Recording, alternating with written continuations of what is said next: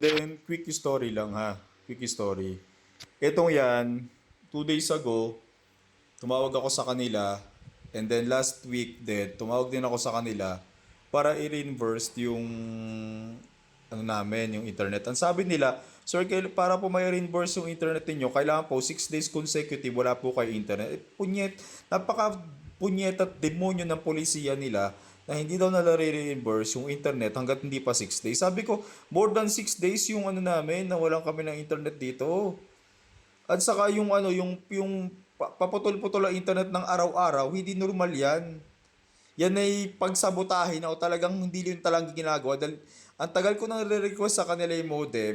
Sabi ko, palitan nyo yung modem. So pag hindi nyo pinalitan yung modem at ganito pa rin nangyari sa amin, sa inyo na talaga, talagang tama ang hinala ko na talagang nananabutahe kayong mga animal kayo. Ngayon, ito yung aso na Larry, na pumunta ditong bugok na technician dito, sabi niya, sige po, i-erase ko po sa opisina namin. Sabi ko, sige, erase mo na agad, ASAP. Kasi paputol-putol ang internet dito. Ngayon, huwag kayong pupunta dito at huwag kayong babalik dito nung wala kayong dalang modem. Kasi tinawag ko na yung sa opisina ninyo, ang sabi ng opisina ninyo, papalitan ng modem. Ngayon, pumunta kayo dito, hindi nyo pinalitan yung modem, nagpalit lang kayo ng patch wire. Oh, tapos ganito internet namin, sasabihin ninyo, ay sir, sensitive po kasi yung fiber, kaya kapag kikibo po ay nawawala po na internet. Ay bobo pala tong mga animal na to, eh. Paano makikibo yan? Ay secure na secure yung box na yan. Bakit kayo magkakabit ng fiber line na yan nang hindi secure yung box? 'Di ba? So walang problema sa fiber namin, walang problema sa linya namin. Ang problema sa kanila, sa opisina nila.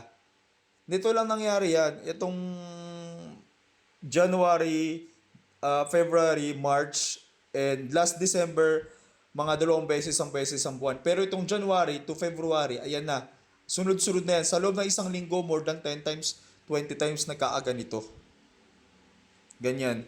Ganyan kalala ang pagsabotahe ng mga bobong mga animal na mga asong adiktos na yan. Yung mga pangit na mga asong salot na yan. Sarap anuhin ng mukha sampalin ng ng tsinelas Kaya palamunin ng ng buhangin. Ganyan yan.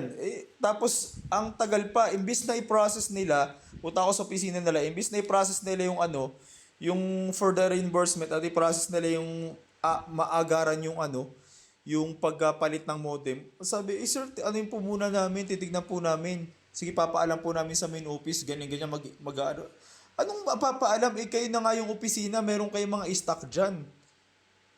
Kung tutuusin, pwedeng on that same day, that day, pinuntahan ko kayo sa opisina nyo, 4:30 pa lang yun, or 5 o'clock pa lang yun, wala pang 5 o'clock yun, pupunta na agad kayo dito sa bahay namin, papupuntahin nyo yung technician ninyo. Wala namang ginagawa yung mga technician nyo dito Hindi naman sa amin lang nagkakaproblema ng internet dito sa totoo lang.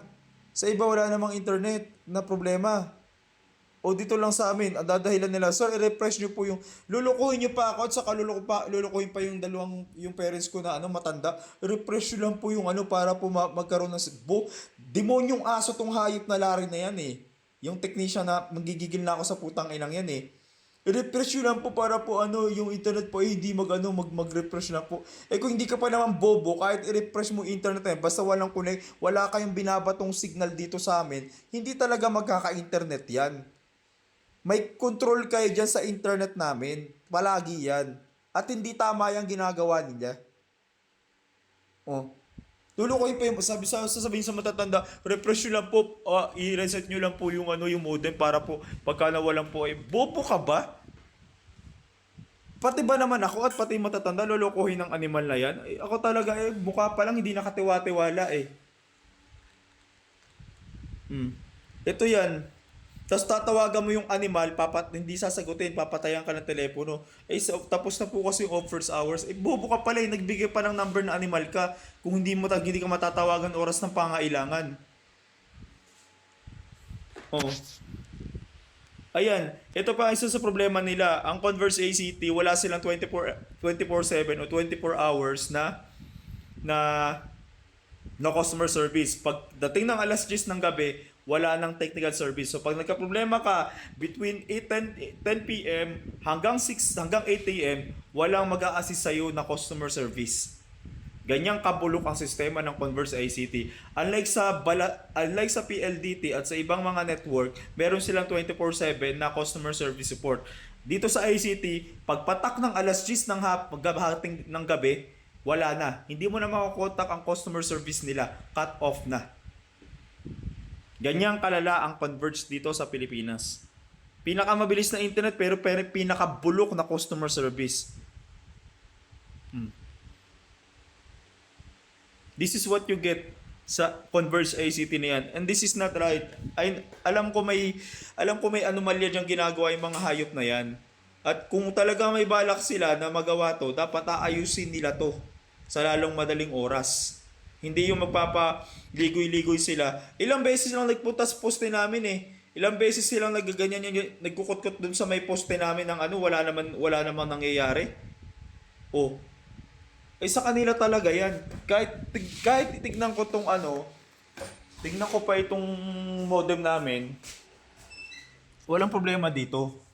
Ayan no, hindi naman siya kulay pula yung LOS, hindi rin naman lahat kulay green. Ibig sabihin sa kanila talaga yung problema, hindi sa main office kundi sa kanila.